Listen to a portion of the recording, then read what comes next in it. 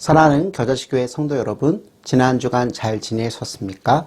하나님의 말씀을 사모하여 예배의 자리에 나오신 여러분들을 주님의 이름으로 축복합니다. 오늘 저와 여러분이 함께 읽고 듣고 나눌 말씀은 사사기 9장 56절로 57절 말씀입니다. 사사기 9장 56절로 57절 말씀은 여러분이 가지고 계신 개역개정판 성경 구약편 379페이지 즈음에 나와 있습니다. 다 찾으신 줄로 믿고 제가 하나님의 말씀을 봉독합니다. 아비멜렉이 그의 형제 70명을 죽여 자기 아버지에게 행한 악행을 하나님이 이같이 갚으셨고, 또 세겜 사람들의 모든 악행을 하나님이 그들의 머리에 갚으셨으니 여롯바알의 아들 요담의 저주가 그들에게 응하니라. 아멘. 사랑하는 성도 여러분, 하나님께서는 오늘날도 살아계시어 이 세상 역사 가운데 일어나고 있는 모든 일들을 관장하고 계십니다. 특별히 하나님께서는 죄인인 인간이 하나님을 대적해서 스스로 왕이 되어 하나님의 형상대로 지음받은 여타의 인간들 위에 군림하여 저지르는 각종 악과 범죄 행위를 묵과하시는 분이 아니십니다. 성도 여러분, 불행하게도 사사기는 하나님을 믿지 않는 이방인들을 위해서 기록된 책이 아니라 하나님을 신앙하지만 하나님의 뜻대로 살아가지 않고 불행을 초래한 하나님의 택한 백성 이스라엘을 위해서 기록된 책입니다. 그러므로 우리는 기드온과 그의 아들 아비멜렉의 이야기가 전달해주는 뜻밖의 메시지에 집중할 필요가 있습니다. 사랑하는 성도 여러분, 여호와의 사자가 기드온에게 찾아왔을 때 이스라엘 백성들은 가나안 정착 2세대로서 저들의 아버지 세대들이 경험하고 믿은 여호와 하나님을 떠나서 가나안의 주신인 바알과 아세라에게 절하고 그의 신전에서 가나안 여인들과 함께 포도주를 마시고 각종 음행을 저지르면서 하나님을 대적하다가 하나님께서 징계의 도구로 이스라엘에게 보내신 미디안의 압제로 신음하고 있었습니다. 이스라엘은 자기들이 믿고 있는 풍요의 신 바알과 아세라가 자신들을 미디안의 압제로부터 구원해 줄 것이라고 믿고 그들을 신앙했으나 거짓 신에 불과한 바알과 아세라가 이스라엘의 이러한 눈먼 신앙에 응답할 리가 없는 것입니다.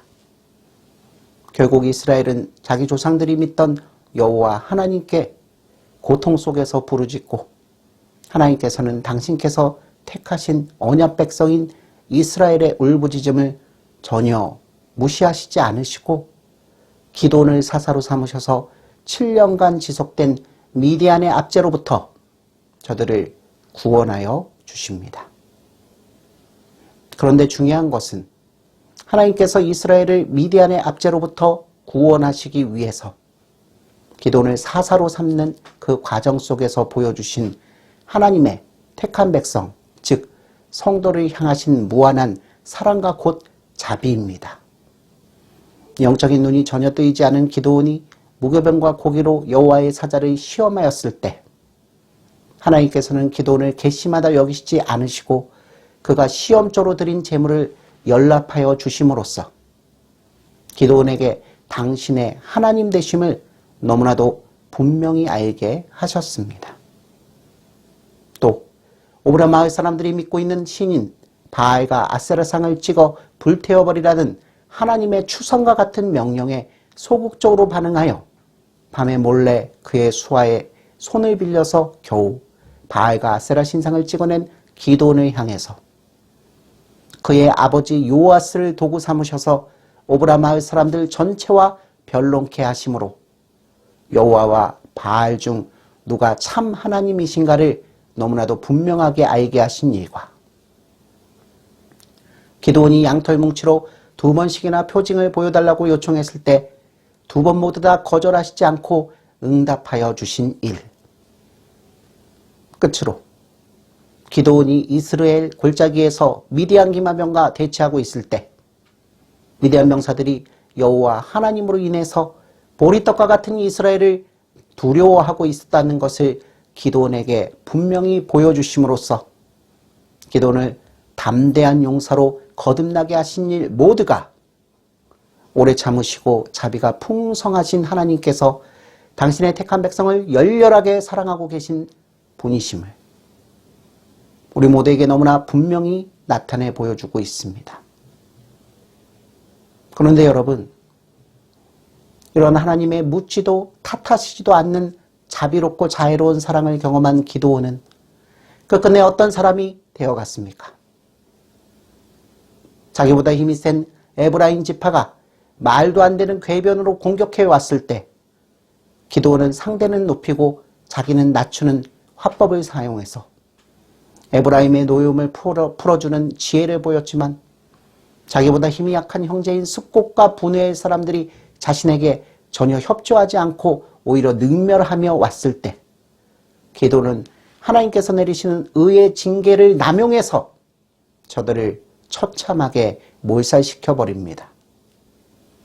그리고 이러한 기드온의 강포함은 이스라엘 백성들에게 강하게 각인되어 기드온이야말로 이스라엘을 이방인들의 침략에서 구해줄 유일한 강력한 왕으로 인식해 하였으며 이후로 기드온이 축첩을 하여서 이스라엘 사회를 문란하게 만들거나 황금의 못을 지어서 여호와의 영광을 찬탈하여 이스라엘 백성들로 하여금 또다시 우상을 섬기게 하여도 기드온 생전에는 기드온의 면전 앞에서 기드온을 꾸짖는 소리는 전혀 존재하지 않았습니다. 결국 기드온 사후에 그의 허리에서 나온 서자 아비멜렉이 세겜 사람들과 공모하여 기드온의 아들 70명을 한날 한시에 한 바위 위에서 쳐 죽이고는 스스로 왕이 되어 3년간 통치하는 기간 동안 이스라엘 백성들은 하나님의 백성이 하나님을 떠나 자기 소견에 옳은 대로 살아가는 삶의 비참한 최후가 무엇인지를 깊이 깨닫게 됩니다. 사랑하는 성도 여러분, 저와 여러분이 예수 그리스도께서 십자가 위에서 흘리신 보혈로 인하여 죄 가운데서 깨끗하게 되고 의인으로 여김을 받고 하나님의 자녀로 입적되어 하나님의 거룩한 백성으로 살게 된 이 일은 오로지 우리를 열렬히 사랑하시는 하나님 한 분에게서 비롯된 은혜와 긍휼의 사건입니다. 성도 여러분, 저와 여러분이 하나님을 믿는 참 성도라면 우리는 오늘 이 순간도 벌레만도 못한 우리를 용서하시고 자비의 눈빛으로 바라보시며 오래 참아주시는 하나님의 살려주시는 은혜에 놀라움을 금치 못하며 감사 또 감사한 삶을 살아갈 수밖에 없습니다. 그리고 하나님의 살려주시는 은혜, 또 자녀 삼으셔서 하나님의 택한 백성답게 우리의 생각과 감정 그리고 의지 모든 것을 새롭게 하시는 하나님께서는 하나님의 자녀인 성도들에게 특별한 권세를 허락하여 주십니다. 그것은 바로 예수 가문의 일원이 된 또 다른 하나님의 자녀인 형제와 자매를 죽기까지 사랑하는 것입니다. 사랑하는 성도 여러분, 저와 여러분은 먼저 하나님께서 나면서부터 맺어주신 부모님께 효도하고 또 같은 어머니 뱃속에서 나온 형제 자매를 죽기까지 사랑하는 자가 되어야 합니다. 그러나 예수님께서 우리에게 말씀하신 부모 사랑과 형제 사랑은 혈연적이고 육신적인 것에서 끝나지 않습니다. 예수님께서는 마태복음 12장 46절로 50절 말씀을 통해서 누가 믿는 자의 어머니이고 또 형제인가를 분명히 말씀하고 계십니다. 예수님께서 당신의 말씀을 듣기 위해 모인 무리에게 말씀을 전하실 때 예수님의 모친 마리아와 동생들이 밖에 서 있었습니다. 이때 이 모습을 발견한 한 사람이 예수님께 당신의 어머니와 동생들이 당신께 말하려고 밖에서 기다리십니다 라고 말하자 예수님께서는 손을 내밀어 제자들을 가리켜 말씀하시기를 나의 어머니와 나의 동생들을 보라고 말씀하셨습니다. 여러분, 이때 제자들은 매우 크게 놀랐을 것입니다. 미천하고 연약한 죄인에 불과한 자신들을 향해서 그리스도이신 예수님께서 형제여 어머니라고 불러주시니 이 얼마나 놀라운 일입니까? 그런데 예수님께서는 놀라고 있는 제자들을 향해서 마지막으로 이렇게 말씀하십니다.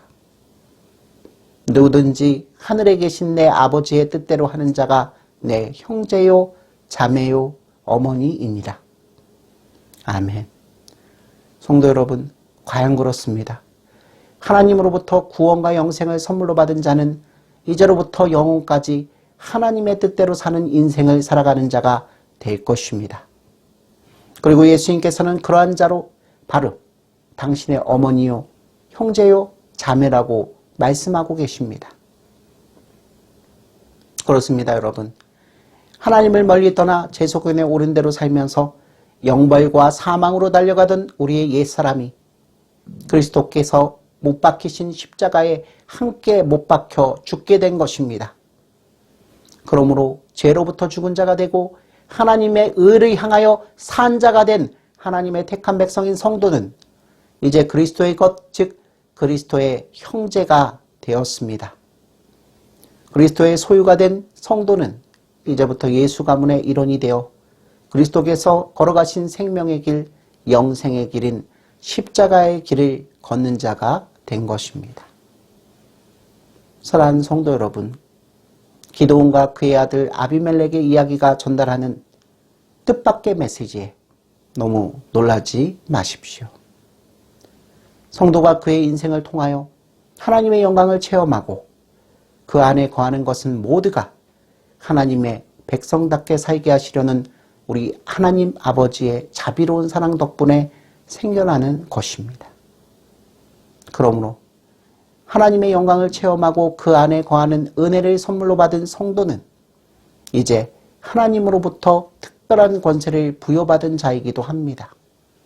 그것은 바로 하나님께서 보여주신 영광과 은혜 가운데서 하나님께서 몹시도 사랑하시는 영혼들을 하나님의 방식으로 죽기까지 사랑하는 것입니다. 이를 위해서 하나님께서는 특별히 저와 여러분에게 아름다운 가정을 허락하셨습니다.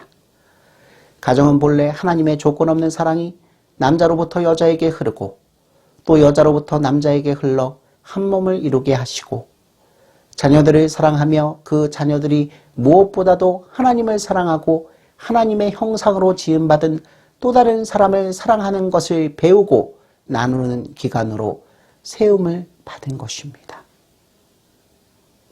성도 여러분, 하나님을 떠난 세상과 세대가 보이는 가장 불의한 모습은 바로 하나님께서 몹시도 사랑하시는 가정과 그 구성원들의 관계를 파탄시키는 것으로 극명하게 나타납니다.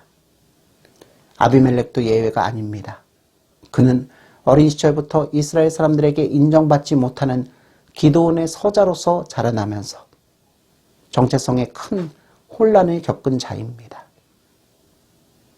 요담의 우화가 우리에게 말해주듯이 하나님께서 사람에게 인생을 허락하신 이유는 무엇보다도 하나님을 영화롭게 하고 사람들의 삶을 윤택하게 하는 데 있습니다. 그런데 문제는 사단의 지배를 받는 사람들로 구성된 가정에서는 어린 시절부터 도무지 이러한 중대한 사실을 전혀 가르치지 않는 데 있습니다. 사랑하는 성도 여러분, 두렵고 떨리는 마음으로 권면드립니다.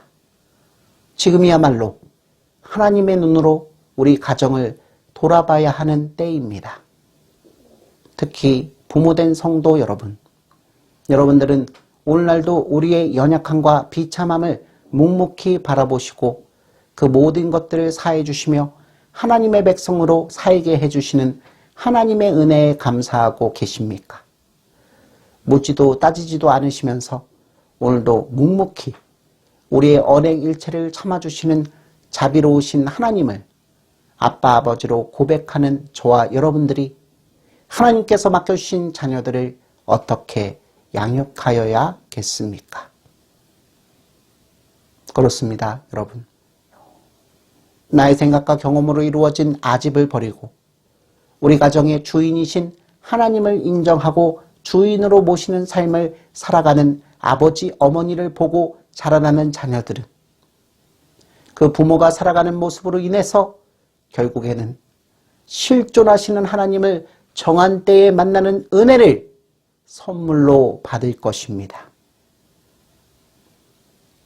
하나님의 사람으로서 의롭게 살아가지 못한 기드온이 이스라엘 사람들에게 남긴 후환이 그 아들 가시나무 아비멜렉이었다는 사실을 분명히 기억하시고 오늘 하루도 하나님께서 사랑으로 양육하라고 맡겨주신 우리의 자녀들을 소중히 여기며 하나님께서 원하시는 가정을 세우며 하나님께 충성을 다하는 저와 여러분들이 되시기를 주님의 이름으로 축원합니다.